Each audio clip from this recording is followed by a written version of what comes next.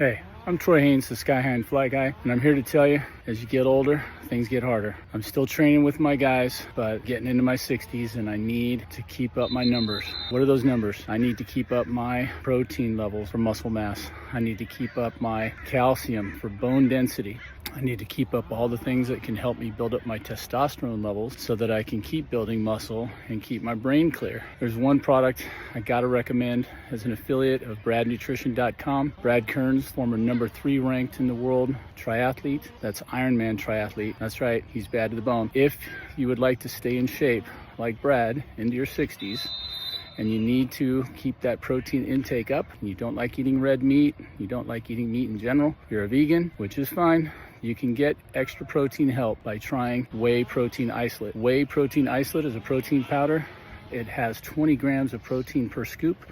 You can get it in vanilla, chocolate, plain flavors, and you can sweeten it as you like. Put in fruit, put in honey, mix it up in shakes or smoothies, but I highly recommend it as a protein supplement powder. My promo codes are Sky High and Fly 10, all in small cap. That's SKYHIANDFLY number 10. If you use that at bradnutrition.com, you can get 10% off. A similar code, Sky High Fly 10, all in caps.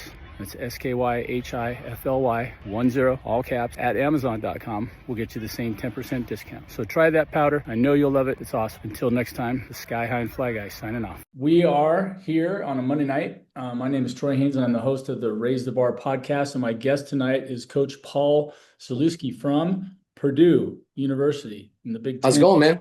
How's it going, Paul? Good to see you. It's going great. It's going great. I'm really happy to be here. Appreciate you reaching out. Hey, well, the long running joke of the show is that I don't meet anybody new unless it's on Instagram. So I mean, that's fair.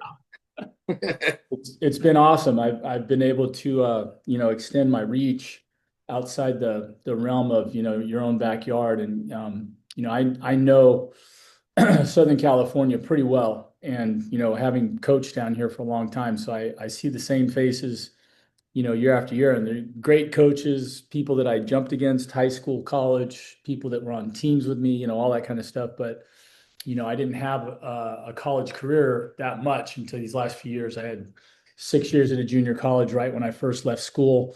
And then I disappeared into high school for years, and then I just started going again. And I've been coaching at Vanguard for the last 5, and that was 3 years of NAIA and now 2 years at D2. But, not the D1 experience. And so I've been coaching a long time, but not, even on the level where you're coaching. So I like to step out, outside the bounds, and, everything's changing so fast these last few years. So, but first, before we get rolling, tell us about yourself. I saw on your feed, you're married and you got at least one young one. Tell us about got 2 young ones. So my wife and I have been married going on, it'll be 10 years in 26. We've been dating for 13. Coming up on 13 years in about a month or so. We got 3 kids. I've got a high school freshman, and I've got a 6-year-old and 4-year-old. Wow. That's a good spread. Isn't that? It definitely keeps us on our toes. We'll say it that way. Uh-huh. Awesome. But yeah, so I've been coaching now going on, this is 21 years, I think. I started out as a grad student volunteer when I went to grad school at East Carolina University. Okay. Spent 2 years volunteering there while I was getting my degree, and was fortunate enough they hired me actually right out of the gate within the Department of Kinesiology. I ran one of the undergraduate programs, so I was advising, I was doing curriculum, I was teaching courses, I was doing all kinds of stuff within the department. And blessed to have the coolest department chair on the face of the earth, Stacy Altman, fantastic woman, and Peter Farrell, who actually preceded her. They were very cool about the fact they knew I wanted to coach. Like this has been the goal for me since I was 16. Right. I caught the bug, had a phenomenal high school coach who, honest to God, didn't know a lot about track and field when he started coaching. His first year was mine when I was in high school. Right. Didn't know a lot about track and field, but he knew how to motivate, and he knew how to kind of connect with kids at my age at the time. And to this day, if he told me to go run through a brick wall, I'd do it and then ask him why later. Right. He was that kind of guy. It really got me into the sport from a coaching side of it. I've always loved the sport since I was in junior high. But anyway, so my department chairs were great. They understood I wanted to coach and basically told me like, look, this is what we need you to do. What you do on your free time, that's all up to you. Yeah. So it was great. I was able to make my schedule so that I didn't really miss classes I needed to teach because we were traveling. And if I did, I could have someone cover for me. Right. So I spent 6 years actually in the classroom and volunteering with ECU, doing everything from sprints and hurdles and jumps and combines and the whole thing, until I got the break at Virginia Tech in the summer of 2013, starting in the fall of 2013, with Dave Chinelli, who, for those out there that understand the collegiate track and field, Dave's a legend.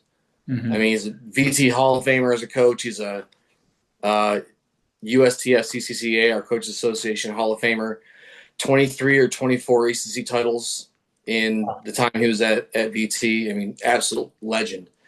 So I got to spend 11 years working for him and learning kind of how he's done things and how he created the kind of success he did at Virginia Tech. And the last 2 years have been here at Purdue. Wow. So it's been a fun ride. I haven't been too many places, which is kind of uncommon for Right. the track that most coaches take, but I've been really blessed to have some stability everywhere I've gone, and been able to really sit down and build something and really work from there Mm-hmm. at every spot I've had so far, which is something I really appreciate doing. Yeah. Well, that's yeah, your journey, even though just a few stops is yeah, I was thinking about that. I had one of my old teammates, John Frazier, who is the coach at Texas State. Right. When he did his podcast, we went through and he was bouncing so many places. I lost track. I was Yeah, that's kind of the norm. You gotta bounce around and get your feet wet as every place you can and whatnot. But yeah. I was really lucky not to have to do that. So yeah, it was great, especially with when my wife and I got married. We met when I was at VT. Actually, we met 3 or 4 months after I got there Mm-hmm. to start, and we've been together ever since. And Yeah. all the kids were born there. You Yeah. know, her parents live in Roanoke, so they're 35 minutes up the road Right. from us. So it was nice. It was great to be able to have a lot of stability Yeah. with Dave and be able to stay there for quite a while. Right.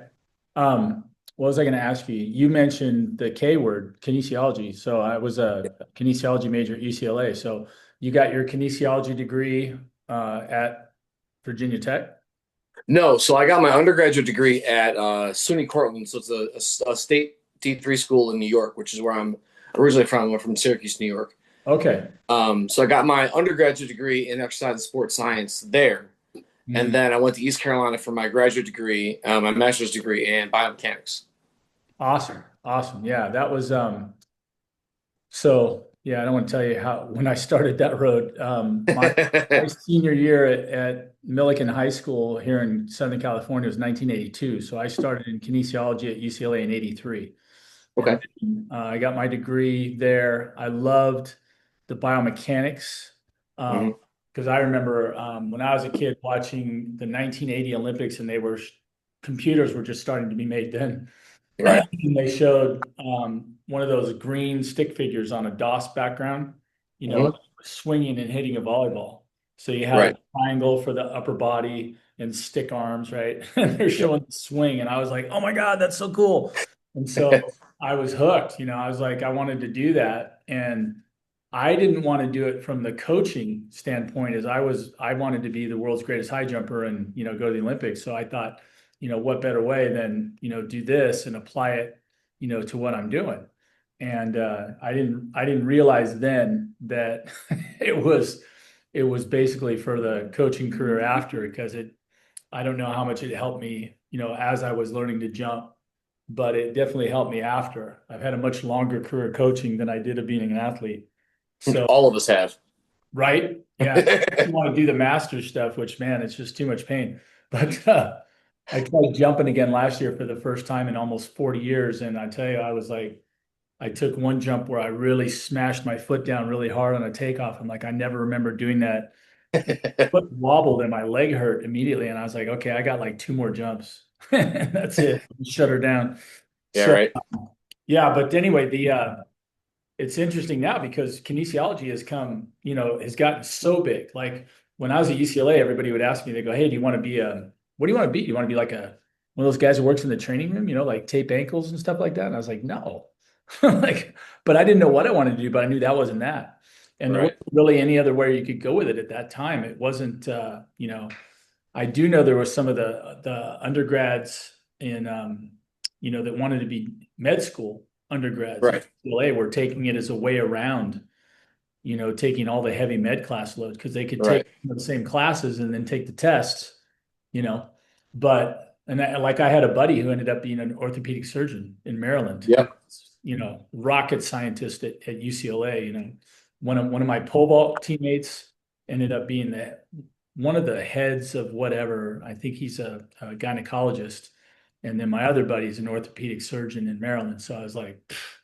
But I wasn't that smart. So I No, got man. famous, Look, you wanted to apply your skills in a different arena. That's all it yeah, is. right. You could have gotten there if you wanted to, but Oh my gosh. Yeah. coaches is a little more fun. We'll say it that way. C's get degrees, right? That's how That's I it. Sometimes got it's to, funny. It's funny you mentioned the stuff in the '80s about the stick figure thing. So that was actually a lot of my graduate work was in motion capture and kinetic and kinematic analysis. We did a lot of 3D motion capture stuff. A lot of it was very clinical. Like the professors I worked with did a lot of gait analysis stuff with different populations, but it was clinical stuff. It was obese versus yeah, non-obese population, elderly versus young, on different treadmill. things like that. So Yeah. it's all which is very very valuable research, of course, but it was not really. I wanted to go the performance route, and that really wasn't what they were doing. Thankfully, Yeah. thankfully there was a guy that just got hired actually in the department. He was an athletic trainer, but he got his PhD and was doing a bunch of research in biomechanics for an association with his PhD. Mhm. But he was a big performance guy, so he wanted to look at landing mechanics because of the influence on ACL injuries and lower body injuries, stuff like that. Right.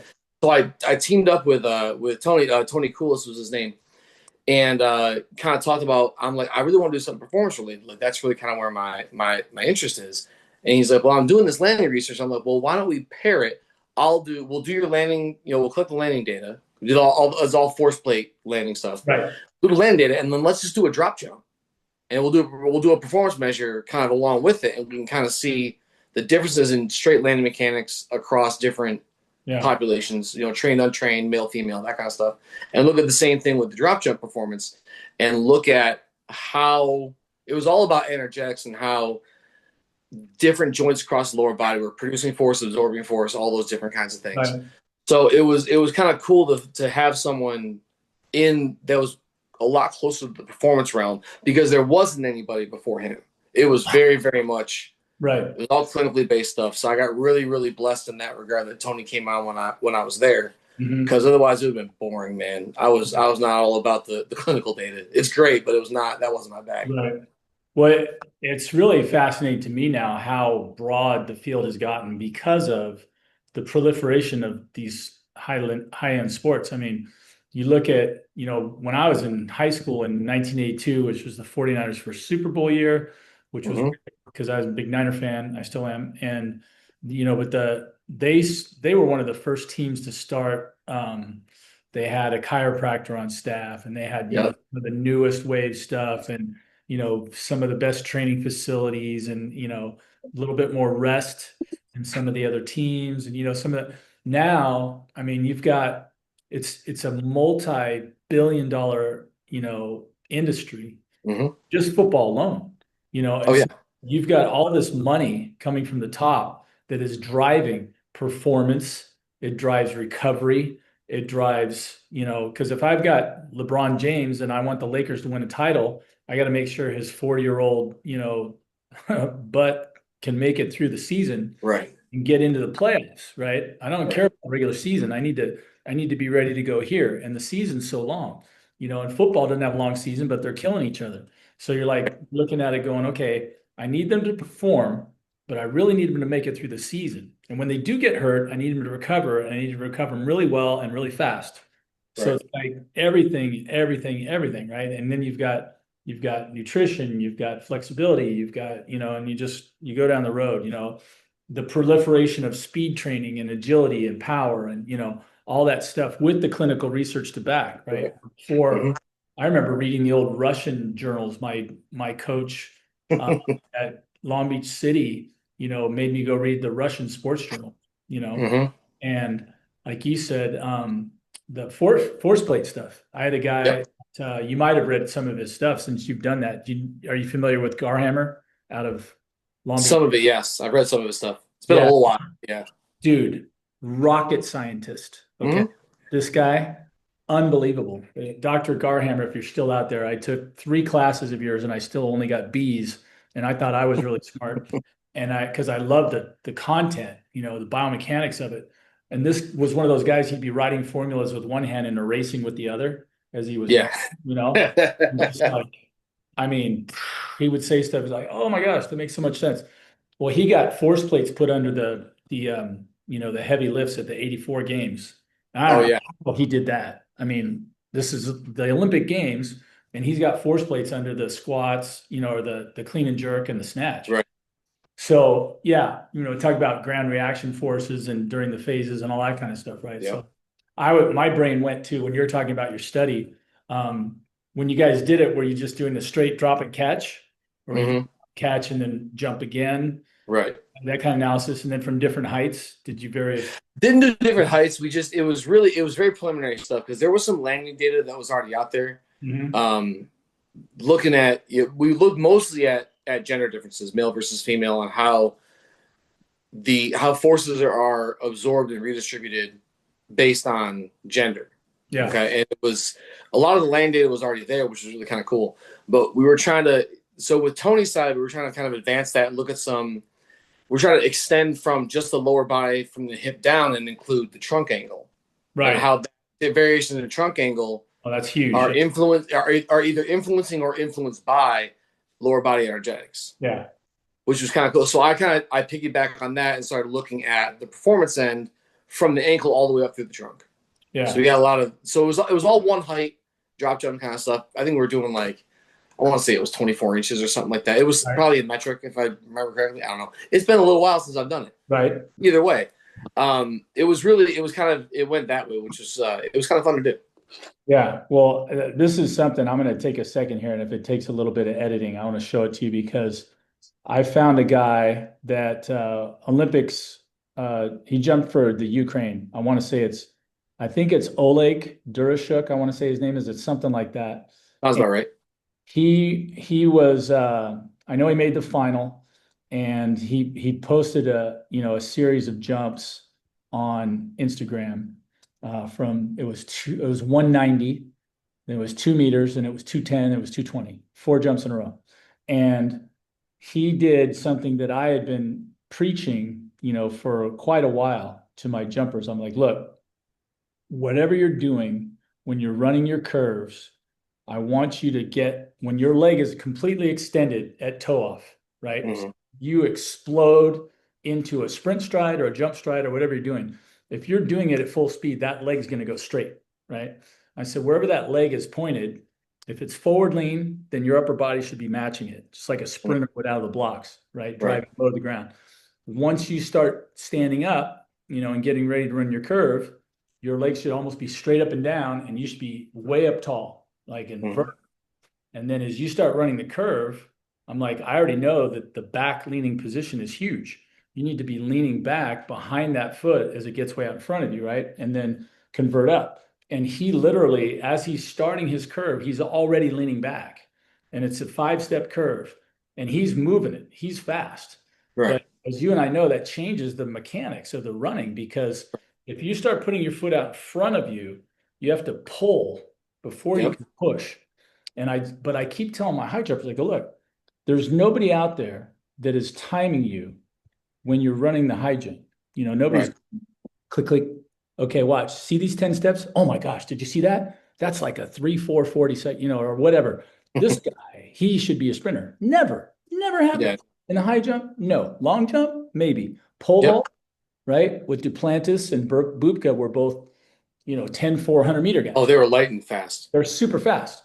And the high jump, if you're going too fast, you can't convert it into air, right? Right. You blow through that too fast. So anyway, let me send this to my computer and we'll take a look at it here. Here, drop. Just got this new operating system. It's let's see. Is it not picking it up? Work with me here. Oh, here we go. Gotta love technology. Yeah. Oh, that's the magic sound there. Downloads. I need it to go to desktop. Okay, hold on one sec. You cannot minimize Zoom Workplace when you're recording. Oh, really? Oh, there you Watch me. Watch me do it. go. Move you over. Okay. All right, so I'm going to share screen. Okay. And let's see. No, let me minimize that one. All right, you're back. Share and desktop. Yeah. Come on. Work with There me. we go. We're getting there. We're getting there. Zoom US accessing your screen. Yeah. Okay, where are they? I just moved them here. Hold, please. There we go. Okay. Why are we not opening? Oh, let's close that.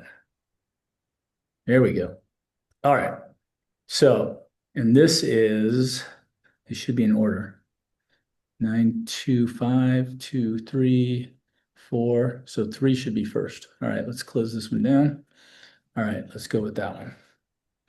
No. Okay, let me go this way. So is this in order? Boom, boom. That's the last one. Okay, so this is the start of the curve, I think. Mhm. See, that's one. Yeah. So you can see the leg is back. It's almost straight. Upper body's a little bit not quite in line yet, but he's Yeah. just positioned from straight to curve, right? So Right. there's 4, right? First step with the non-takeoff leg, but he's Yep. close to lined up. Okay, then there's 5. This one, I always tell jumpers, I go, look, I mean, how far behind his foot is his head already? It's like Yeah. if you drop a straight line down from his head to his foot, it looks like it's a good 5 heads behind, whatever that is, or 5, Right. just amazing lean. And I tell my guys, I go, look, if you could get to here at your Yeah. takeoff step, I would be happy. This is phenomenal, and this is 2 steps away. So then here's the last penultimate. Mhm. You can see that the foot's way out in front. Now, I would like to get that to go a little heel toe there, but that was my old Romanian coach talking. And then here's the last one. Yep. So you see the upper body lined up with the leg. And so Right. my supposition was all the time, I said, look, wherever that leg is pointed, you need to line your upper body up with it. And I've had people that, I'm sure you've had them too, basketball players or volleyball players, especially when they come to try the high jump, and they load up with 2 arms and they bend their upper bodies forward, because Yep. what do you do when you're gathering up to spike a, or jump up and block or whatever? You bend Yeah. your upper body forward and then you tilt straight back up, which makes Right. sense because you're trying to line up those angles. But I'm like, no, I don't want you getting hunched forward and having your upper body in front of your leg, in the high jump. That doesn't work. It needs Right. to be back here in that straight line that you're talking about. So it would be really fascinating to me when you're talking about the loading, because I've seen the forces on the foot, here at these high speeds. Oh yeah. You're going from heel to toe, and then you're going from the inside edge across to the outside edge, right? So you get a roll across, and you also get a roll side to side because you're working on like 3 dimensions, right? 3 axes, X, Y, and Z. Right.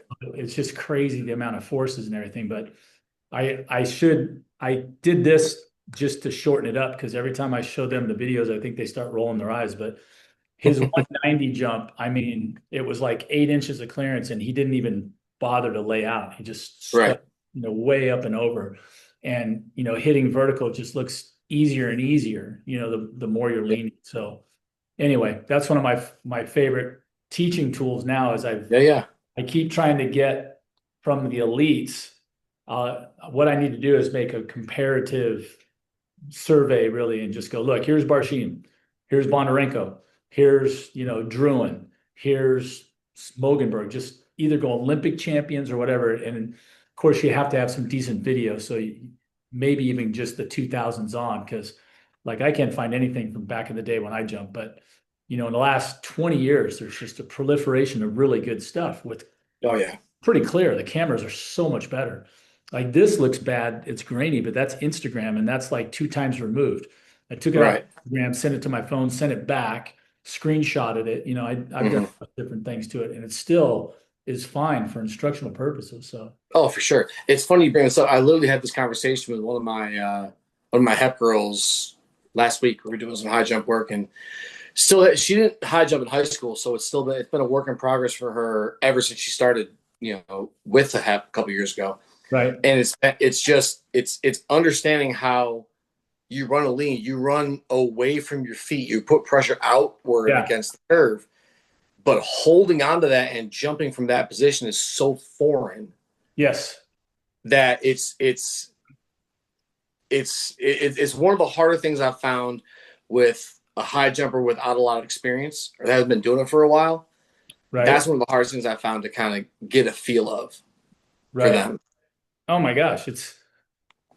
Yeah. I mean, when I was in college, I was in high school when I came out my senior year from college to high school to college.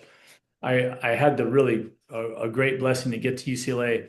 Del Davis had just jumped what's 7.7 1/4, like 233 or something Yeah, like 230 something, 230 something rather. 230. Yeah, I forget, but he jumped out at Provo, which was at altitude, whatever, but Right. he came in second. And then so he was still on the team. He was a senior as I was coming in as a freshman. And then Lee Balkin had jumped 7.3 1/2 or 7.3 in high school, like 221. And then he had already jumped 225 or something while he was still there. They were both juniors. Right. No, Lee might have been a sophomore. When I came in, Lee was a junior and Dell was a senior. So I got to train with Dell for 1 year, Lee for two. I think Dell actually stayed and jumped 1 year as a graduate student too. So spent a couple years with them, and it was lucky for me because we didn't really have a high jump coach. So I was Right. like, Oh, there you go.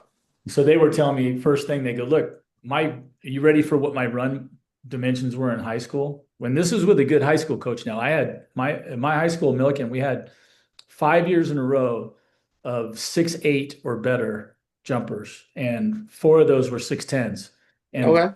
four of those were different people. So uh, my run was 20 by 60. I was 20 feet wide. So I From had the standard or from the from the takeoff standard, one? from the Whoa. All right. super Okay. wide and flat, Yep. obviously. So when I got there, they're like, dude, what are you doing out there? And I'm like, what are you Yeah. talking about? And they go, how did you jump out there? I'm like, and of course, I'm like all prideful and everything. I'm like, I jumped 6'10 3/4 in high school. Like, I know what I'm doing out here. They're like, no, no, no. You, you got to crunch this thing down. Yeah. Got me down to around 14 feet, which I felt just super rigid and tight. Like I could not operate like that. It took a long while. But 2 year transformation for sure. Because my freshman year, not only did they change everything about what I was doing, but I also put on 15 pounds and got slower. So it was like, oh man, now I can't get off the ground. Right. Yeah, the learning curve on body positions and speeds and angles and all that. I was looking up this. I want to show you one more too. So I've been working on this idea for a while, which is, and again, a lot of the stuff that I learned, it's both observational from watching so much video of all the elites, but then I have this little voice in my head, my little Romanian coach, and he was like, Baru Elias, he had 2.78 jumpers in his stable now. And one of them went to the Olympics in '88, a guy named Brian Stanton. And he goes, his accent was so thick, but he'd be like, you must listen to me. I am the great athlete. And Elias was 5'3", specs, little old Jewish guy from Romania with brown loafers and black socks. I mean, he was a riot, and he was Yeah. a soccer guy. But his high jumpers were 7'8", 7'8", then 7'3" for me. Then he had like routinely 25, 26, 27 foot long jumpers. And this is at a junior, Hmm. in Yeah. Long Beach. And he had 52, 53, 54 foot triple jumpers, like one of the best guys ever. And I listened to him and I learned so much about cycling. He preached high cycling mechanics, in running, no matter what you're doing, long, triple, or high. So as I ended up coaching, of course, I ended up doing all those, even though I was neither long or triple. I think I long jumped once when I first started track and field, and that was it. And I purposely avoided the triple. And so, but I watched it, and learned from him. And then, like when I was saying earlier, I'd like to see heel toe. Mhm. Elias, like he said right away, I want you to go heel toe, last two steps. And I was like, okay. And then once it was weird because I didn't really know why, but he was one of the first coaches that I had that I never questioned what he was saying. I would just go, Right. okay, I will do that because Right. I wasn't in the position to argue with him. Like when I started working with him, I was a senior at UCLA and I had plateaued for 2 years. And so, he comes along and I'm just like, okay, whatever this guy says I'm doing is my senior year. I want to jump 7.3 and a half, go to NC2As, blah, blah, blah. Right. So it's heel toe, you know, different things about arm mechanics, ride your knee drive. I've learned to do that, when to begin the layout process. One of the huge things he taught me was getting farther away from the bar as it went up. He's like, you Yep. have to keep getting farther away. And I'd never heard that, ever. Yeah. So as you started getting really good, I remember having those days when you would go like, everything's easy. You're like, boom, boom, boom. You're just making. And all of a sudden the bar goes up now. It might not be a PR height, but it's getting up there. Yeah. And what does everybody do when they start going higher? They go a little bit faster, Yep. So you go faster and you don't change your run back. And now all of a sudden you're crashing right in the bar. And I was Mhm. always like, what the heck? Everything was fine before, and he's Right. like, you have to get farther away as bar goes up. Like, oh, that totally makes sense. But I don't know Right. why anybody never taught me that. So I'm always working on that. And then, oh, I got sidetracked. So, gosh darn it. Where is it? Is it favorites? This is like today. Okay, how do you find on your phone today? There we go. Maybe that's it. All right. It was the last jump of the session. Where's Josh? Yeah. Here. Oh, you know what? It's on the wrong device. I got 3 of them. That's crazy, right? I got a big iPad because you can see on it better. Right. Oh, you know what I just got? Have you seen the Ray-Bans that you can take Oh, the video? cameras. Yeah. I know, but I haven't messed around with them too much. I think it's a cool idea, but yeah, Yeah. I haven't really worked them at all. Yeah, it's I'm still learning because sometimes you hit it and it takes a photo. So you got to like master how to hit Right. it. And when it makes a certain sound, it makes this weird clicking sound and I'm like, okay, I got it. It's like, Right. and yeah, it's hard to just get the immediate feedback because it takes a minute to load from the glasses to Right. your phone. So yeah, but it's fun. Okay. Sorry, I'm keeping you hanging. Where is No, Josh? all right. Here we go.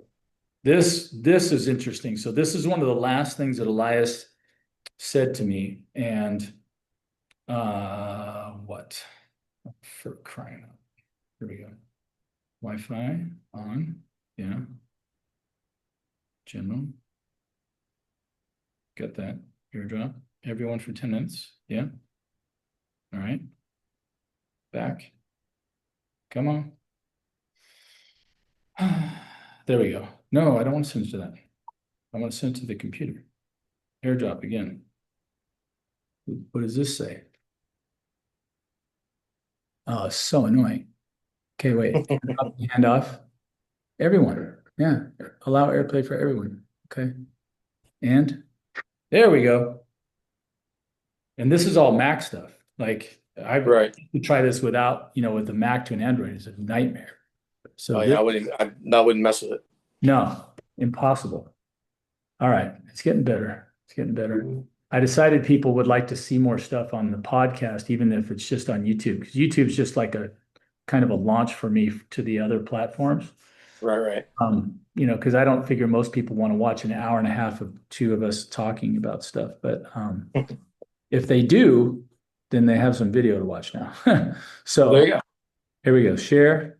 Let me know what you think about this because I find this to be super important. So I'm gonna try to make this as big as I can. I don't know if you can see it or not.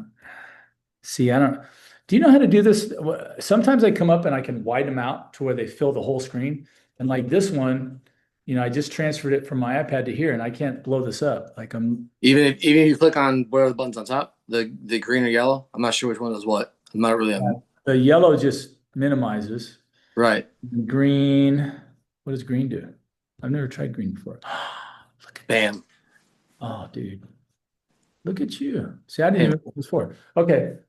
So this is probably as big as it gets, right? Okay. Yeah, yeah. So here comes Josh. He's a 6'5" tall, 6'4" high jumper. He wants to be a decathlete, right? Okay. Trying to get him to run a tight curve and plant his foot at a 45. So that's why I'm filming right through this back corner of the pit, Right. like a Yep. perfect bisect angle, right?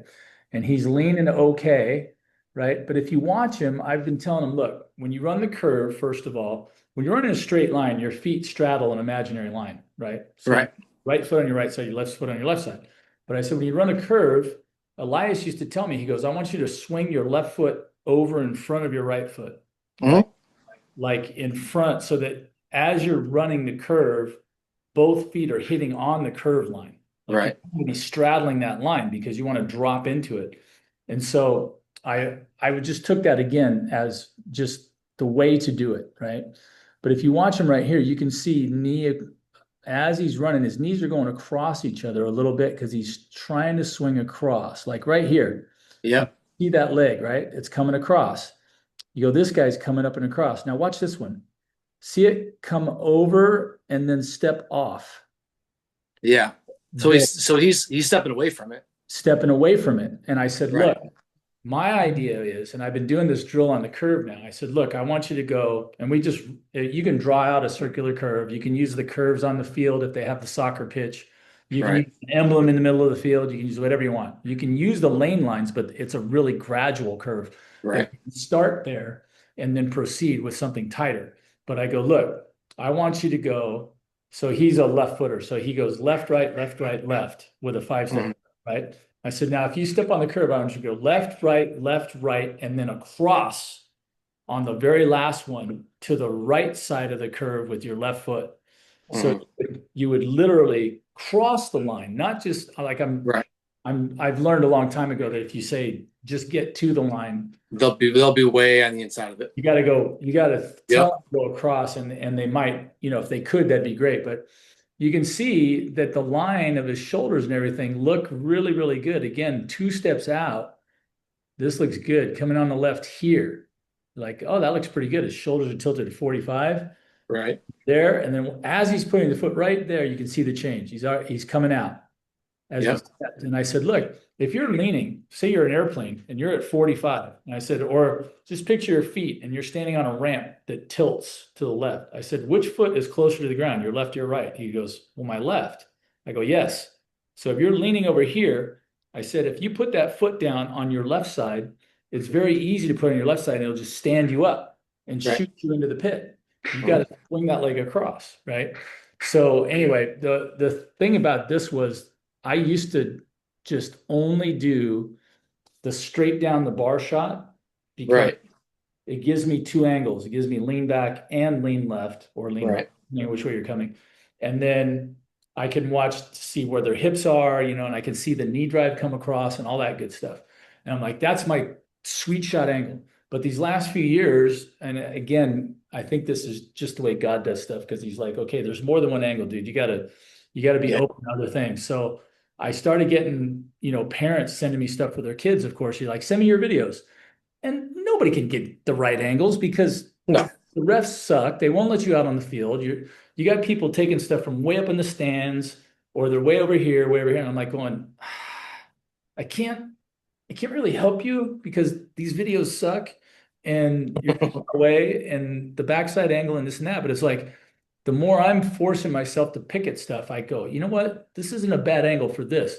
So like this shot right here, I really like for that Yeah. tip to To the watch the step out. Yeah. can see because you got a perfect horizontal line behind him, right? Right. The line of the track back here. So I could Right. draw that line there, then I can tilt the shoulder tilt and I can go, hey, you're tilted to the left at this angle, Right. whatever.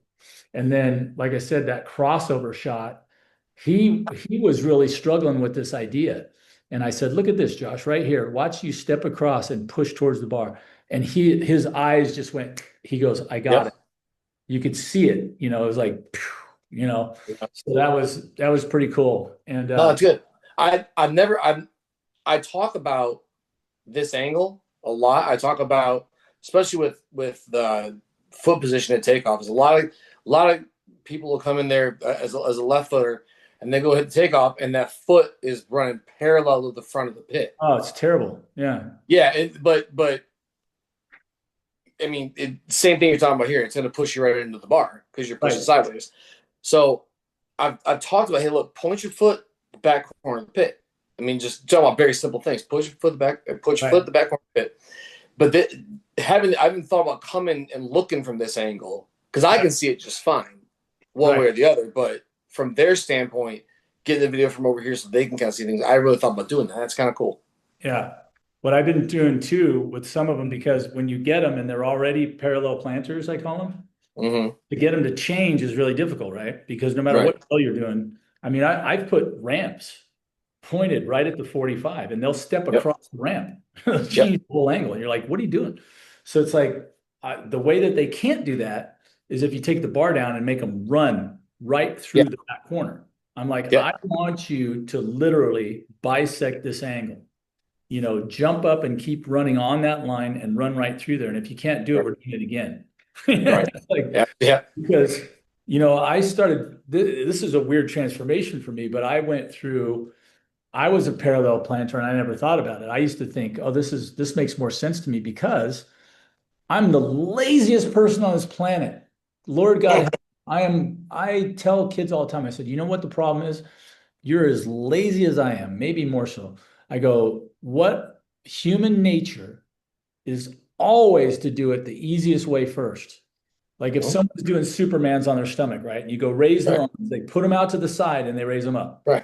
And I go, of course you would do it that way. That's the easiest way you could possibly do it. Put your hands straight in front of you and raise up. So then they put them in an angle and they pull. Right. You're like, no, straight. You straighten out your arms, or they bend their arms and they're Yep. raising. You're like, oh. So it's like human nature is always to do it the easiest way first. And for me, that was that foot plant angle. You can really get that knee across. It's Oh much yeah. to get the knee across from that angle, but you're putting a ton of stress on that ankle joint. Like you did all Right. these studies on the forces of the foot. I would say when you watch people wobble their ankles, right?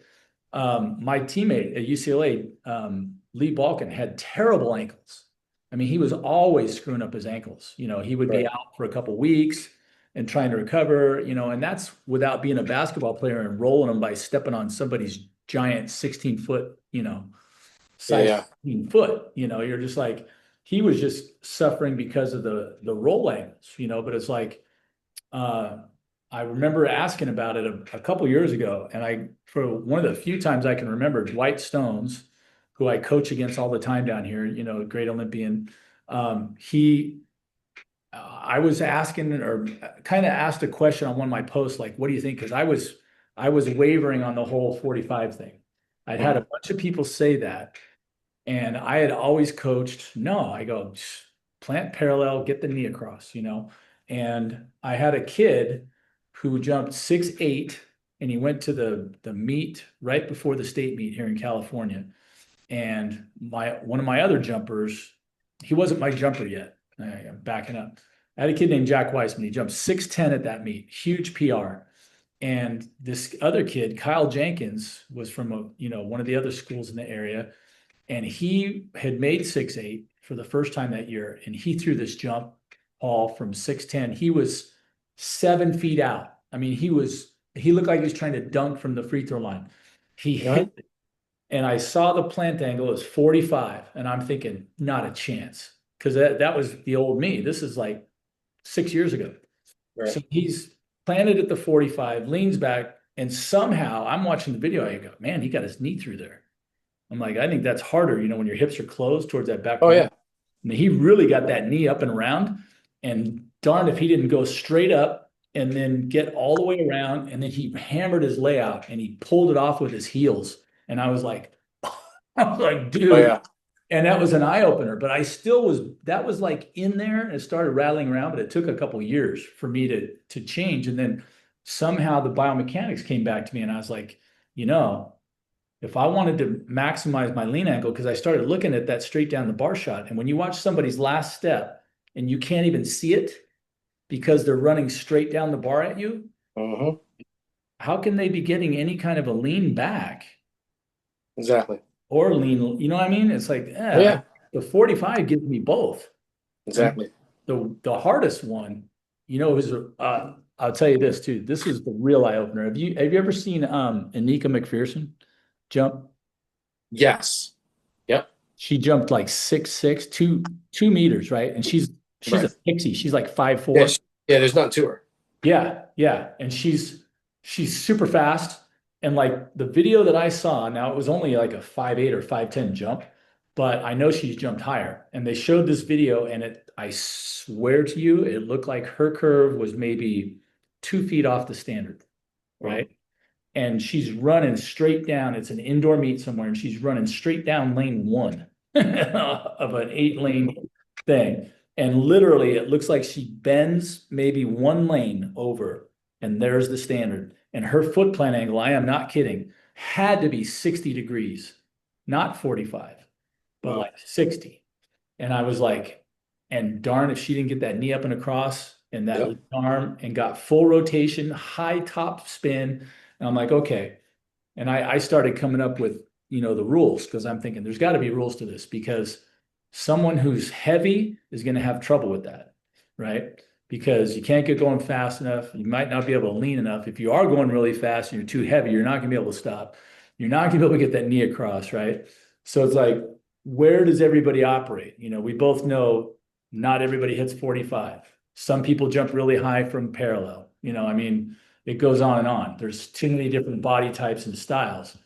But that was the second one for me. I remembered the Kyle jump, and then I remember Mm-hmm. her from that 60-degree angle get the knee across, and I was like, okay, wait a minute now. And that's what made me start thinking, I mean, a 90-degree angle is the worst, right? If I'm Right. running straight at it like it's a hurdle, but when you think about it, I can get lean back and I can get lean left in the same Mm-hmm. at a 90-degree. The only thing I can't do is tilt Right. left, right. So it's like I can get two of them really hard, and then one of them I'd have to work for, run a really tight curve. But I already know that used to happen because you're a lot younger than I am. There was a guy named Gail Olson who jumped back in the 70s out. I think he was out here, but I'm not sure. I have to look it up. But I had heard about him from some of these other guys, like a Doug Nordquist or Lee Ball. Mm-hmm. He was telling me the story. And he used to run a zero approach, like right at the standard, right? And just tiny, sharp turn, maybe 2 feet in, and huge torque angles and lean back, right? And used to Right. put foot parallel. And he just blew out his ACL on his Well, left. yeah. But he jumped 7'4", right? Running that Right. tight curve. And so he's like, okay, well, this is back in the 70s. So they just shredded his knee, right? They Yeah. hacked it up and they did what they did back then, get the big zipper scars, and he's done jumping off that leg. So he Right. switches legs. He switches to the other side, runs the same approach straight at the bar, does a sharp turn, pops 7'4", and blows out his other ACL. Yep. And that was the end of the Gail Olson story, but it was like, and that was why my brain was always like, okay, steep is no good, right? Right. There's some play in there, but I always went towards the other one. But I didn't realize that, how are you going to fight the forces when your leg and your upper body aren't lined up with your foot? Right. Like if you're a long jumper and you're running straight down the line, you're not going to turn your foot at the plant. You're just going to Exactly. line right And up. that it's funny you said it. So that's one of the biggest things I preach with every athlete I've ever had is, look, your body wants to do things in a certain way. It's already been designed way before you were born. It's Yep. going to do this the most efficient way possible. So don't screw with it. Yeah. Don't mess with it. Let it do what it already really wants to do in the way that it wants to do it. I bet it's going to work out really, really well. Yeah. And once you get someone to click in, oh, that makes sense. Talk about running curves on the high jump. Once you get someone to understand that, no, I can run this tightrope on the curve, If I get my foot across that takeoff on the curve, not inside of it, on the curve, Yeah. it's really easy to get vertical. Yes. It's really easy to spend time on the ground and get vertical and go up over the bar. But as soon as you step out of that, you're done. So the same Yeah. thing. This is hilarious. I had this conversation with Praise Animaka, my triple jumper here. Because last year was my first year working with him. The kid's great triple jumper. He's Big Ten champ. He's been an All-American. He jumped 16.49 before Wow. I got here. But he was hurt all the time. All the time was hurt. And we talked about it. And I started watching him jump. I'm like, dude, you're getting like, move your foot. Stop slamming your foot in the ground. Stop stepping straight down. Like, Right. a little bit extended. Let the foot get back underneath you a little bit. Like, let it move a little more fluidly. Because he's a super strong kid. I mean, he's like 6'2", jumps around a buck 95 or so, but he can squat the weight room. Right. You know, super, super strong kid. But once he starts getting a little more fluid, he starts understanding, look, when you swing the free leg, it's got to swing earlier than you think it needs to swing. Right. Because he's sitting there getting the contact, and he's probably got, I mean, if his back leg's probably, I don't know, if we're talking about vertical being at 0, he's probably back another 20 degrees. Yeah. Behind I'm like, dude, no, get your knees together at contact, which he never does.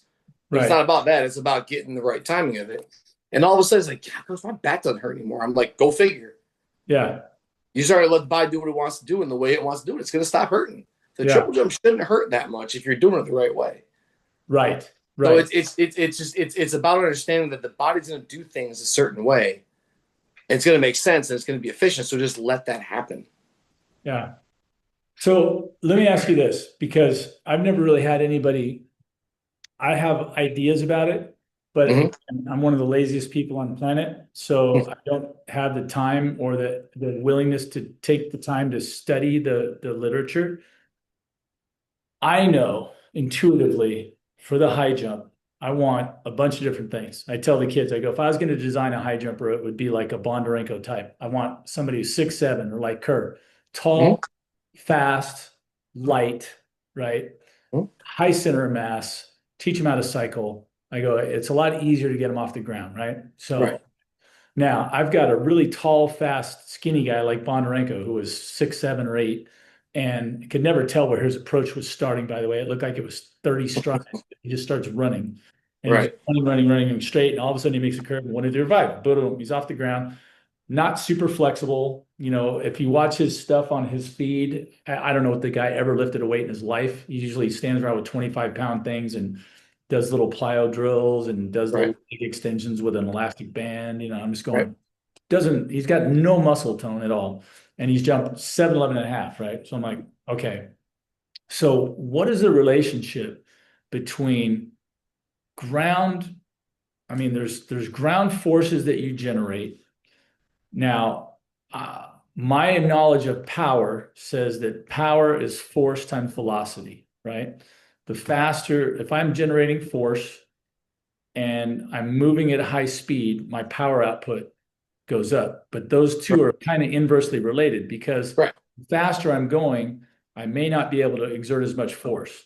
If I'm slower, I can really slam my foot against the ground and create force, and therefore generate force longer because I'm going slower. But if you take those two things, you multiply them together, right? So, and then I know a little bit about impulse mechanics, like hitting a golf ball or hitting a baseball. Like, I want the ball to get on and off the bat quickly. I want that recoil, that compression and recoil off to be really quick, right? Impulse momentum. So when it comes to jumping, and that's why I believe, like Elias's thing with the heel toe strike up through, like, how do I go from, to get on and off the ground quickly, but yet I also know that I don't want to be too fast with that, because if I'm right over my foot at takeoff, I'm just going to blow right through my plant. And I get on and off the ground quick, but I'm not getting in the air, right? I want to get that foot way out in front of me. I tell the kids, I go, the only way you can change direction is to get that foot out in front of you to stop you and allow you to redirect where you're going with your arm and your knee drive, arms and knee drive or whatever. So it's a long way of asking this question, but based on what you're talking about with your other research with the ground reaction forces and all that, and how that works, what is the idea for the, say, the high jumper and, you know, getting on and off the ground quick at high speed with the angles? Like, is there an overall idea that puts that all together? Honestly, so let me caveat this by saying this way. There's two ways you're going to look at this. What does the science tell you? Which is always where you're going to, that's your foundation for all of this. What's the science say? Mhm. And then how does the athlete apply it? And what is the athlete's body able to do? And what's your goal? You know, if I've got a kid who comes out of high school, his jump 6'10", you know, I'm trying to make this kid, you know, a Big Ten champion, getting the NCAA championships, you know, versus someone that comes in who's a 230 guy and we're trying to get him to get to, you know, 235, 236 and jump against the best guys in the world. That's two different goals. Now, there's a lot of commonality in how you're going to do some certain things, but there's different goals there. So with the kid I'm trying to get to be, you know, maybe a conference champ, get to the national championship, something like that, I've got a limited amount of time and I'm going to work within what I have. You know what I mean? Right. This kid does A, B, or C this way. They're a long impulse versus a short impulse jumper. And I've had both. I've had guys that shouldn't have looked like or should have been high jumpers. I had a guy at VT a couple years ago who was a 218, 220 guy, but he was like 6'3" and 205 pounds, showed up in the fall. Wow. I was like, woof. I'm like, all right, linebacker, let's get out of the weight room for a little while. But I mean, and he trimmed down a little before the season started, but at the same time, he was a longer impulse guy. He's not winning any foot races with anybody. That's just the way it goes. Long, and he's going to generate a lot of force, yeah. But if you put that kid, you know, in a 10-meter sprint, he's going to blow everybody out because he's a power guy, he's a long impulse guy. So the way that we operated with him was, all right, look, if you're a long impulse guy, let's lean into the long impulse. We'll try to correct certain things. Obviously, it can't be too much. But that's kind of the way that you move. I've got a year with you. Here's how we're going to work it. Okay, so you work within what they already do pretty well. Versus I had a guy who was a former basketball player, jumped 6'9" out of high school, ended up jumping 218 for me. That was one of the fastest guys I've ever coached. Straight 30-meter sprint, one of the fastest guys I've ever coached. He was not a long impulse guy. Yeah. So that's my long. This is my long way of saying there's a bandwidth that I'm going to look at, and within this bandwidth is going to be acceptable. If we're getting outside of it too far to one side or the other, that's where I'm going to try to pull things back and make a correction. But where that perfect spot is for each athlete is a little bit different based on, you know, who they are, how do they operate, how does the system work, and you kind of play with it within those parameters, right, to find what that right combination thing is. Because not every position, or not, I shouldn't say position, not every specific tactical thing that an elite athlete does is always exactly right. It's what works. A perfect example of this is, you know, Alan Johnson. I've heard this story. You know, somebody was talking to him, saying, "Oh yeah, I've watched all your races, and you know, you do this with your lead arm or whatever it was." And can't remember exactly the example. You do this with your lead arm. So I've been teaching all my athletes to do it. He goes, "Why? I've been trying to fix that for years." Right. Yeah. But it works. I mean, the man won, you know, however many medals, one of the best hurdlers ever. But it's not perfect. That's just what works for him.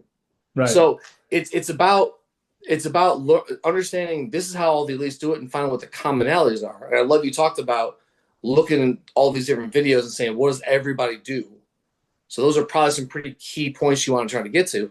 But understand that, look, somebody might do something a weird way, but it works for them. It doesn't mean it's the way it needs to work for you. Right. So that's the thing. Like, you know, with my coaching, it's very much individual. Like it's very much me looking at the kid and saying, all right, how do you move? What do you do? And what works? What's efficient for you?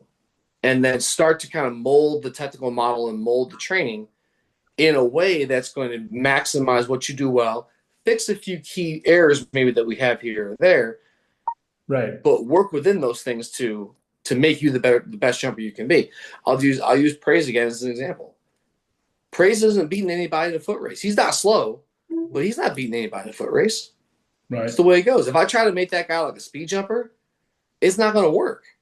Like there's certain things he needs in training and ways that we train that are really, really effective for him. Yeah. And that's what I'm going to do. Because at the end of the day, I need you to run fast and jump far. That's it. Like, let's not run fast and jump far. So let's find the way that makes you do that the most efficient way possible and with Yeah. the best. Yeah. Simple. Like, that's really where it's going to go. Now, I'm having the conversation with the athlete saying those things. I'm going through all the science in the back of my head saying, all right, how am I going to accomplish this? What's the best way for me to stimulate the nervous system to get the kind of force output that I need in the right timing, in the right position, so on and so forth. Right. I'm doing all that myself. I'm not talking to you about those things. But even at the same time, like, for him, the weight room is huge for him.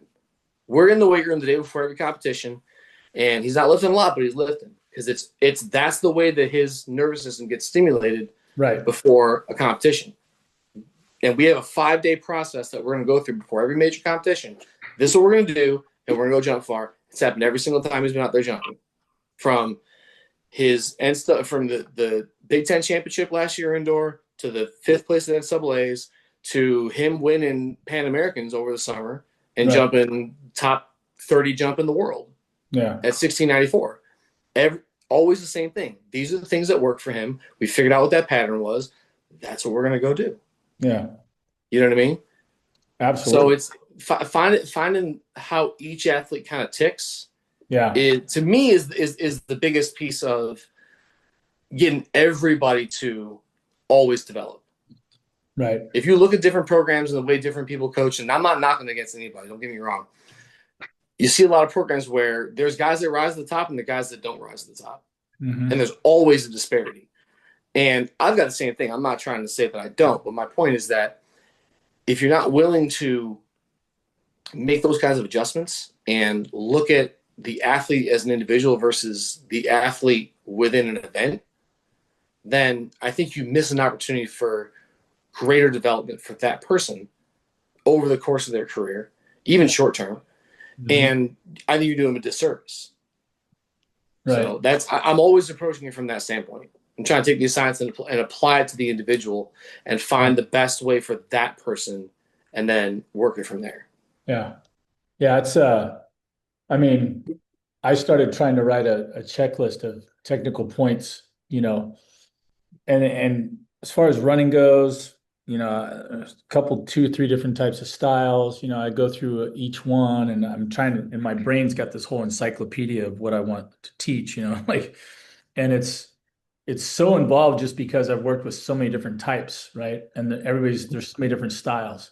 Like I used to stay away from single armors. I used to abhor the European single because I remember watching, I was a big fan of Dwight Stones and those guys when I was a kid.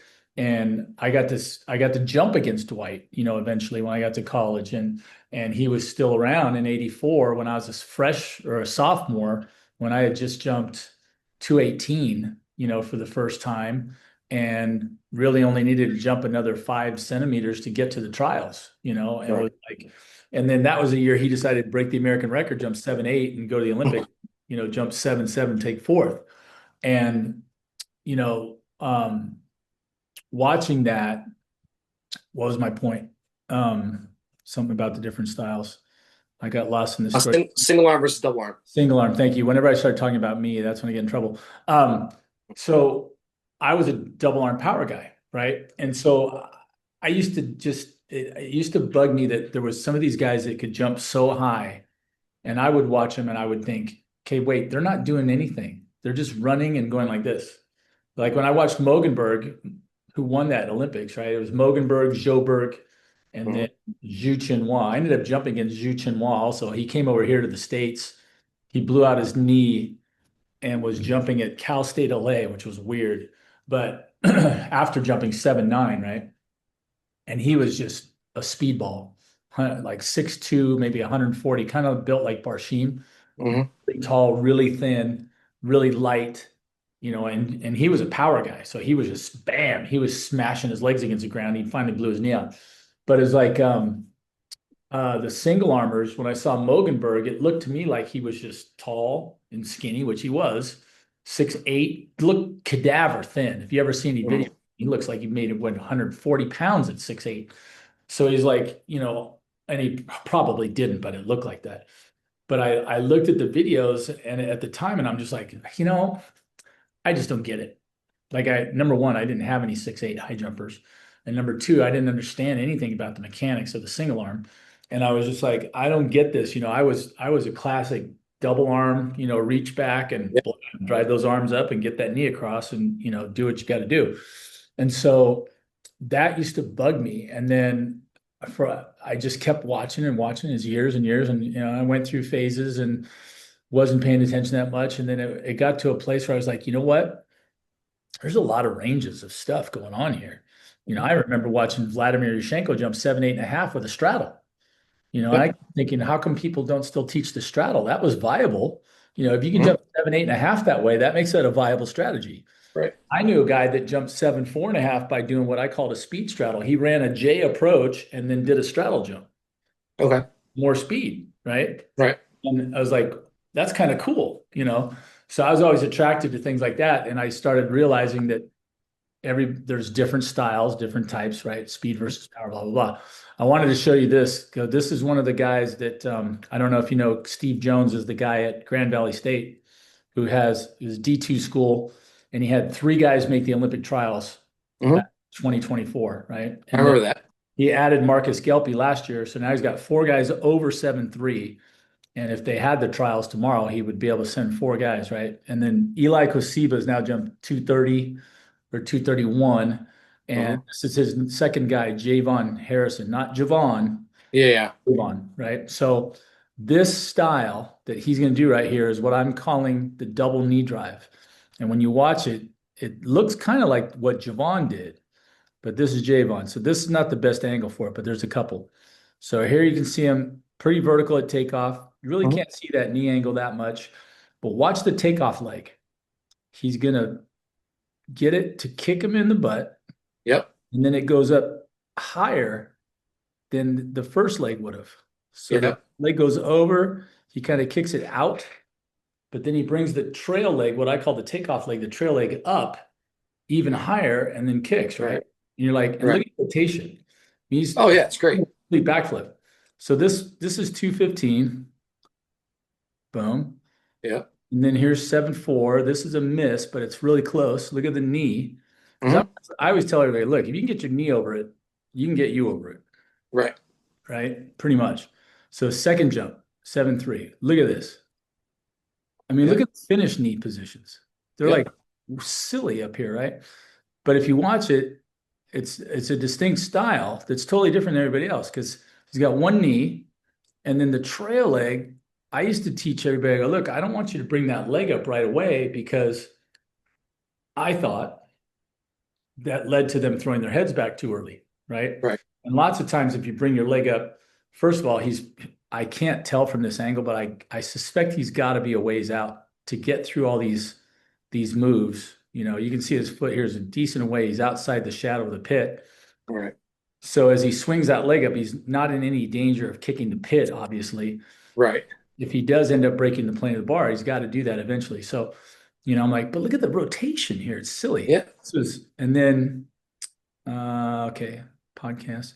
So I started looking at it and I realized there's a couple things. First of all, speed, power, maybe body type, flexibility, timing, Mhm. excellent body awareness in the air, right?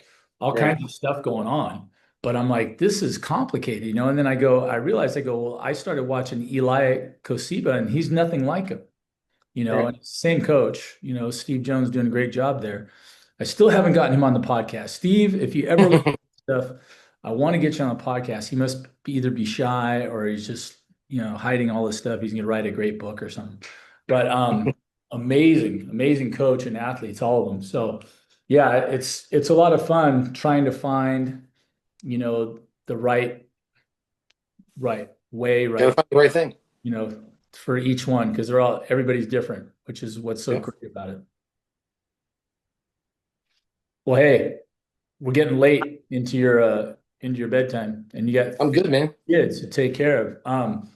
Paul, what a blast! I would keep doing this. I haven't eaten yet. I get back from my workout. I do have to eat, but Yeah, I yeah. I would love to do this again if we get a Let's chance. do it. I got a couple of things I'll run by you in the chat because I would love to have me talk less and you talk more, especially about um, the what you were talking about, the weight room prep with your athlete. Sure. I know enough about it, but again, I haven't been stretched in that direction where I've been the coach, the jump coach at a major university with all the toys. I've been a private coach. I have a few mostly, higher end high school kids. Every once in a while, I'll latch on to an elite, a Paralympian, Right. sometimes a couple masters athletes here or there. And I'll have some of the college kids that I either uh, coached them up so they could get into college, come back. And sometimes they make contacts and other people will look me up, that kind of thing. So I'm usually the kind of a technical, I would want to say Yeah. like technical advisor. But when it comes to the training, like one of the reasons I love Instagram is that I'm always looking through at stuff and drills and everything. And I have enough, the kinesiology background, the biomechanics and everything to see something and know that I like it. Like I'll look at Right. it, oh, I can see how that's going to be so useful.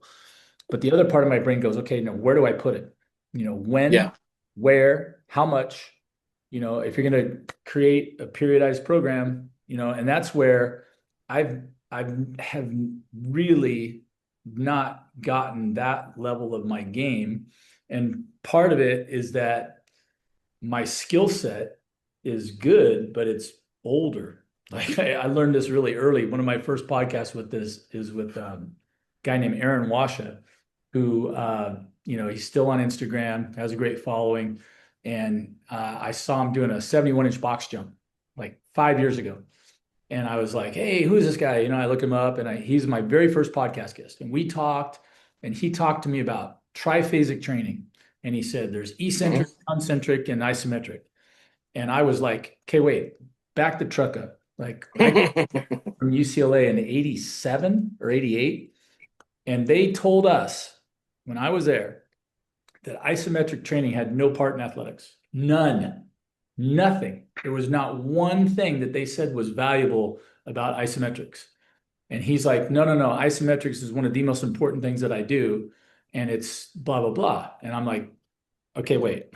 So, and I realized, I went through and got my undergrad, and then I got my master's at Cal State Long Beach early 2000s. Hmm. So when I talked to Aaron, it was already 2020. So I've gone through a couple different eras. From Right. 86 to 2000 is a long time in the world of science, right? Oh yeah. So everything had already changed quite a bit. And then it already flipped again because he was in the 2020s, and he's talking to me about this stuff. And I'm just like, and then Yeah. a lot of this periodized stuff that, you've studied and, muscle activation and, uh, I know some of that stuff was starting to come around when I was still competing in the 90s. We were talking about, doing, very light, very explosive hang cleans Hmm. or you would jump or, whatever for activation purposes, right? Like you're saying, like really jacking up your neuromuscular system. And I get all of those things. And the other part of me is like, okay, I need, and again, I want the Cliff Notes version of how to cut to the chase and put it to work. I'm like, okay, I Right. trust you. I know you know what you're doing. So give me the really fast version so I can implement, and utilize. Right. So that's what my brain's always doing because I've only got so many hours in the day. Now I hear you. But hey, yeah, I'm so glad. God is so good, man. I was like, I got to talk to this Paul guy. I saw the follow, and I'm always amazed that anybody follows me. So I'm always looking. I go because I'll check sometimes on a post, right? And you see, oh, you had 300 likes or something, and I'm looking down. All of a sudden, so and so like this, and oh, they followed me. Cool. And I'm like, who is this guy? Right. Purdue. I mean, wow, that's pretty high level. I got a lot of respect. Anytime you say you started in the ACC or somewhere else, then you went ACC, and then you went Big Ten, right? And Yep. that's just like following the money trail up, the way I look at it. Well, Full back. I've been pretty blessed in that regard. I mean, I like to say, and this is, I like to say that I'm coaching above my weight class, which I'm not. I'm honest with that one, but like I was a D3 guy. I mean, you talk a lot of the guys I'm coaching against, they jumped Division 1. They've done A, B, or C career wise and this, that, and the other. I'm like, I haven't done that. I was a not very good 400-meter hurtler in college. We're not going to talk about what my time was. Please don't look it up. We're not going to go that route because no one really needs to know that. But I love what I do. I love the sport. Like I got so much out of it growing up that I wanted to spend my time doing this. And I've been blessed to be certain places and be mentored by certain people that, I was fortunate to be at East Carolina for as long as I was because I met some incredible people. It's where I got saved. It's where I really learned who Jesus was in my life. And then because I was there, I was able to be introduced to Coach Chinelli at Virginia Tech and moved there. And it's where I met my wife. Met my wife there. We've got 3 amazing kids and a life I could never have imagined I would have had otherwise. So, and I was able to sit under Dave for 11 years and watch how he maintained a program that was a perennial top 25 team. Yeah. And the 11 years I was there, we won 14 ACC championships. Wow. It was awesome. It was phenomenal. And he was a guy that just let me go. Like, he's like, look, your job is to go do this. I'm not looking over your shoulder. I'm not going to breathe down your neck. Get your kids, show up at ACC meet and do what they're supposed to do. I'm happy. Yeah. And he's let me go. Now, mind you, I was a volunteer at East Carolina for 8 years. I never made a recruiting phone call.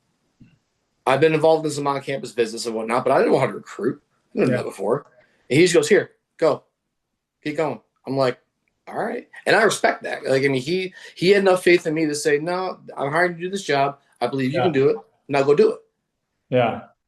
And it's been a really cool road to kind of see how that's bounced down the line from, this half decent, won a couple conference titles at D3 intermediate hurdler to be able to coach, some phenomenal kids. Yeah.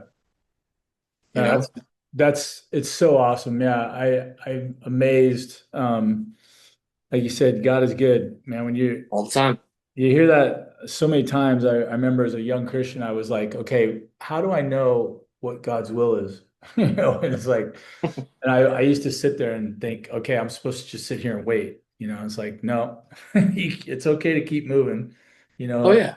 I forget. I was listening to a sermon a couple of weeks ago. I think it was John MacArthur, who's since left us, but he was talking about, there's, as long as you're, doing what you should be doing, your walk is good and you're this and you're that. He's like, do whatever you want. It's like, kind of directed from there, I'd be like, okay, I like that. Like you said, let's pray before we do whatever and ask, if he wants to bless it, then rock on. And, I also think if he's not in it, it'll just die, It's gonna fail anyway. Doesn't matter. Yeah. I am a self-diagnosed workaholic, have been my whole career. I'm the guy that says I'm gonna succeed by outworking you, and it doesn't mean I'm not gonna work, because I'll work my tail off. But none of that matters. Yeah. None of that matters. If he's not first, I can work all I want. I can work myself into the ground, and I'm just gonna be in the ground. Yeah. If I'm following him, I can work myself into the ground, and I'll be way above. Yeah. He'll pick me up out of all that. Yeah. Because it's not about what I want to do. This is my wife and I have had this conversation a couple of times. It's actually really funny because all of us as Christians, we're going to go through little cycles where, we're our walk's great, we're following, everything's going good, and then something might be going wrong. All of a sudden, we dive back into some old habits, and start leaning into ourselves more and so on. And I was doing that for a little while. This was probably 8 or 9 years ago, and I was frustrated beyond belief because my kids weren't jumping very well. We're having a rough season. I couldn't figure out what's going on. And I'm getting real frustrated. And she's like, "Have you prayed over the kids?" Nope, haven't done it. She's like, Yeah. she goes, where's your focus right now? I said, my focus is on their performance. She goes, stop that. And she was 100% right. And I'm talking about, we're like 3 weeks out from the ACC championships. We're jumping like trash. Yeah. And finally, and I went, I did a mea culpa with my kids. I was like, look, guys, I'm really sorry. I lost track of what I'm supposed to be here for. I'm not supposed to be here to get you to run fast and jump far and do it. That's not what I'm here for. We're Yeah. going to do all those things. I'm here to walk with you through your time when you're in college, because there's a lot of things that are going to happen for you. I'm here Yeah. to walk this whole process through and help prepare you to be who you've been made to be once you leave this place. That's my job. We run fast and win championships and do all that stuff. All that stuff's going to happen Right. while we go through this process. And legit, as soon as I did that, everything clicked. They see me in one of the best meets we've had all season. Everybody's on the top of their game.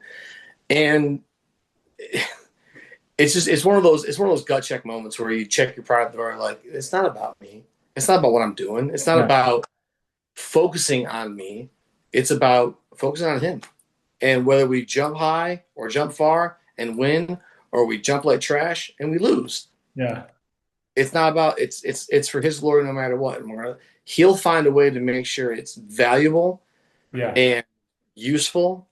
I just need to get out of his way, and I need to focus on coaching these kids and loving these kids throughout their college careers. Yeah. And the rest of it works itself out. That's awesome. I just recently, especially, I remember a lot of different times, since I became a Christian too. And I remember one of the first times I saw, I think it was Jim Harbaugh. He was quarterback in the Bears back in the 80s, and they had an interview after a game. He was like a comeback player of the year, and they won a big game, and they got the mic in front of him, and he just went off. He just started praising God. It's like, Mhm. I want to thank my Lord and Savior, Jesus Christ. And I was just like, wow, I've never seen anybody do that before. I was like, that was pretty cool. And it wasn't about him, he did that. And I've been watching, over the years, you have, the different ways the media, now it's so funny. Like it's not funny, haha. It's funny, notice it. But, they have stopped following the players after the game, because the players, lots of times before the game, right? They're finishing up. They all run down into one end zone. Sometimes they Yep. run to their own, and every once in Right. a while you might even see them together. But they'll run down the end zone to pray, right? Yep. And then so a lot of times in the pros, I don't know if they still do it because they never show it, but they used to meet at midfield, both teams, you know, Mhm. the guys that were Christians, and pray. And then, it's just, of course, certain people don't like that, so they're not going to let them do it, or they cut away from it. They're not allowing them to do it, but they cut away from it. And then, man, I'm a new fan. It was like just 2 weekends ago or something, but CJ Stroud for the Texans, man, the gal comes up, hey, CJ, great game, blah. And I mean, he just went off. It was just like, I just want to praise my Lord and Savior. And you could see the girl was kind of like, she didn't know what. Super uncomfortable for her. Should we cut away? Do I interrupt him? And he was just, he didn't care. He was just going. I was just like, oh my gosh, this guy's my new favorite player.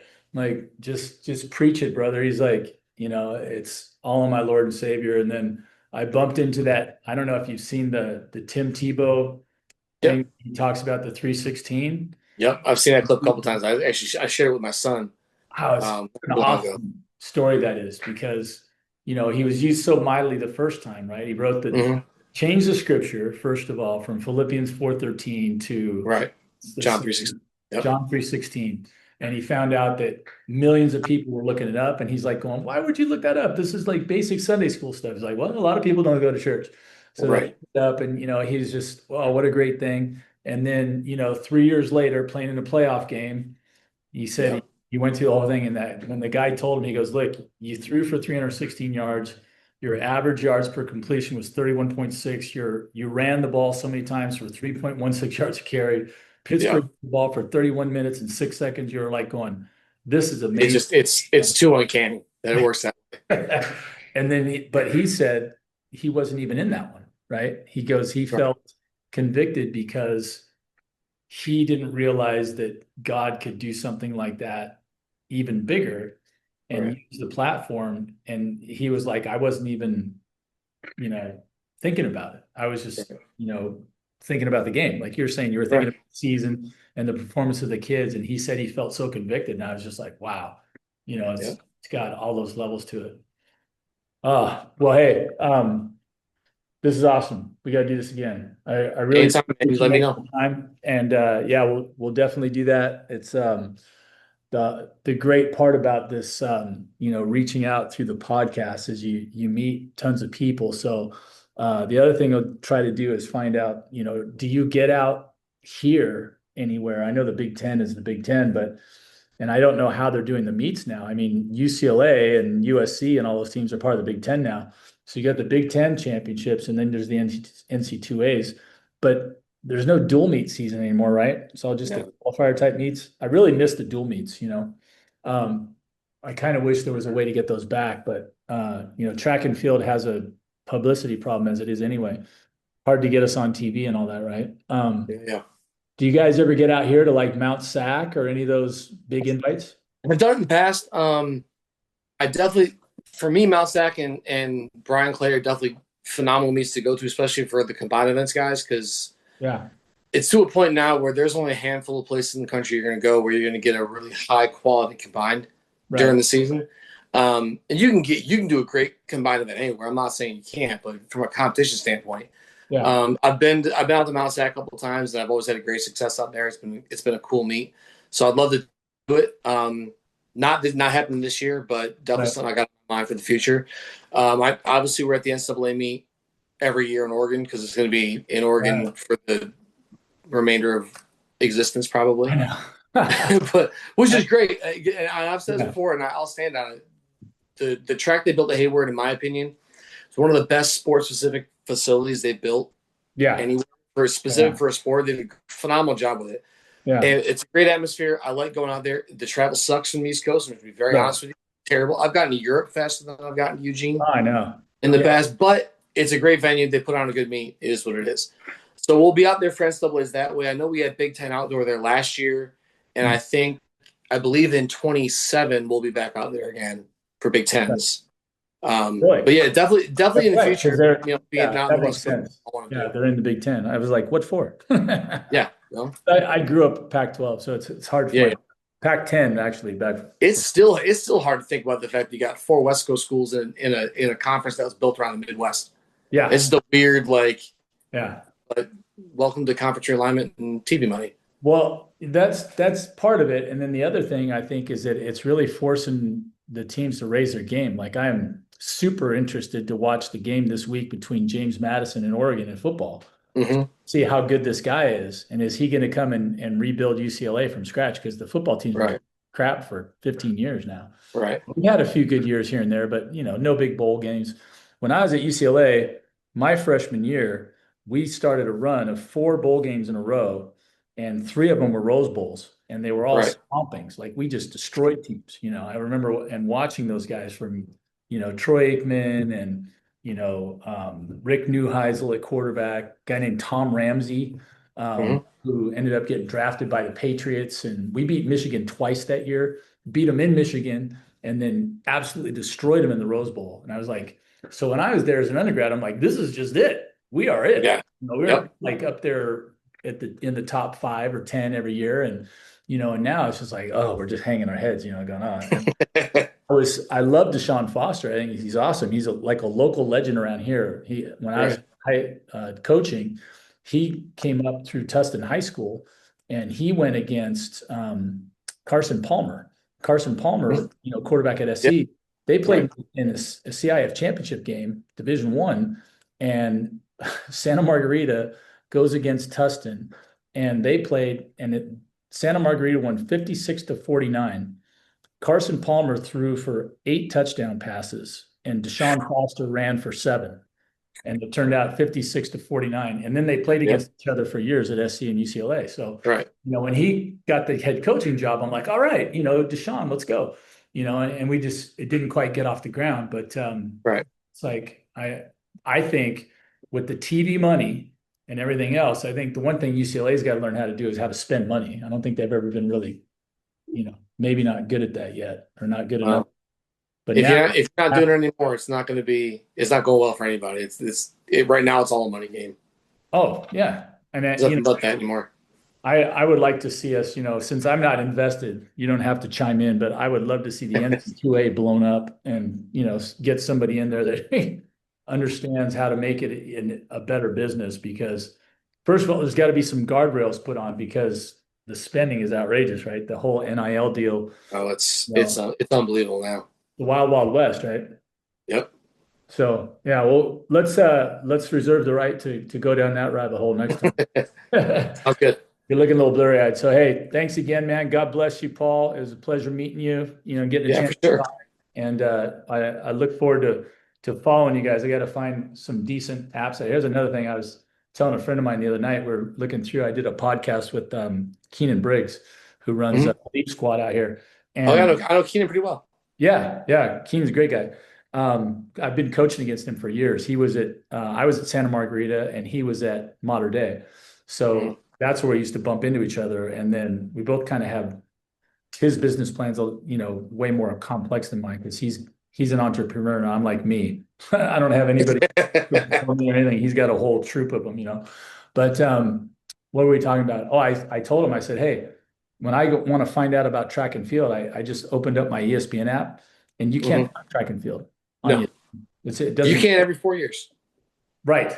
Every 4 years you can find a little bit about it. Exactly. That's what we're battling. But yeah, I would like to see us become more prominent because I grew up, like you said, watching the sport and uh, that we're not the ones that we need to get to watch the sport. All of us that love it are going to follow it. It's the people right, that don't watch it yet. We need to tell right. these great athletes. Oh, absolutely. All right, sir. Well, hey, God bless you. We'll talk You soon. too. All right, man. Appreciate you. Yeah, you too. Take it easy. And that's going to wrap it up for us. Again, wow, spent a good hour and a half talking with Paul Zalewski from Purdue. He is a many faceted coach there. The list of events he gave me was too long to remember now. I have to go back and rewatch and look it up. But he's got experience with sprinters, hurdlers, jumpers, multis. So he knows a lot about a lot of things. Has a kinesiology degree. Married with 3 kids.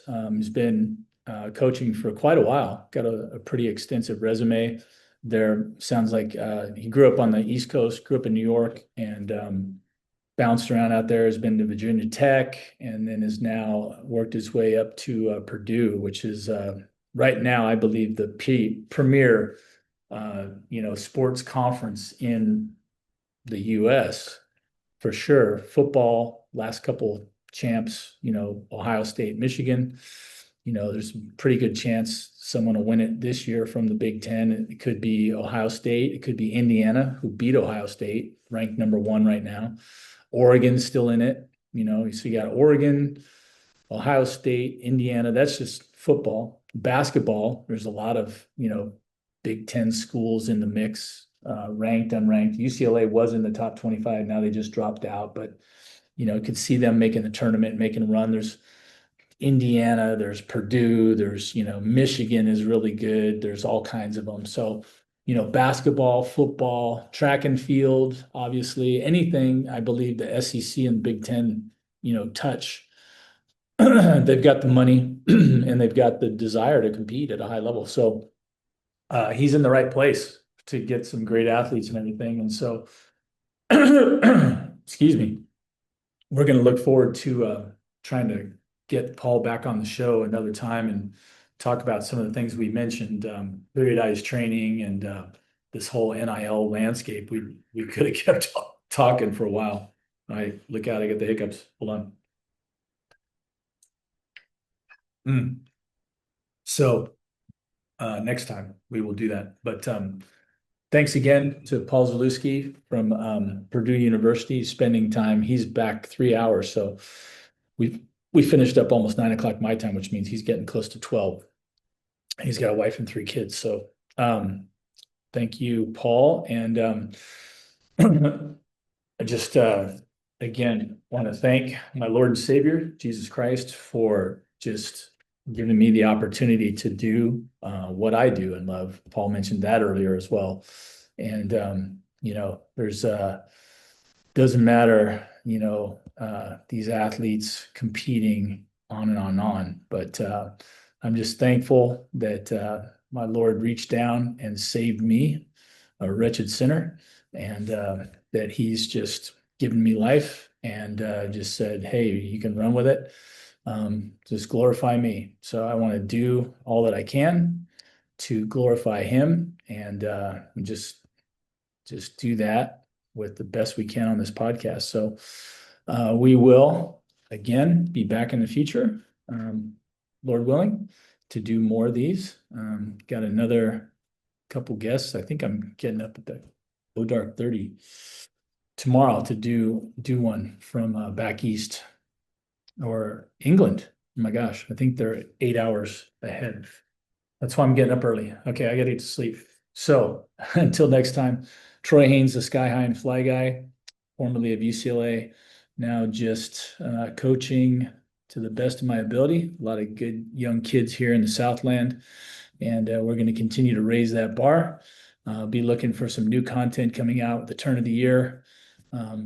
Got some ideas and some training things, and as usual, my brain's spinning about 1,000,000 miles an hour. So until next time, Troy Haynes, the Sky High and Fly guy, signing off. Take care and have a Merry Christmas and a Happy New Year. And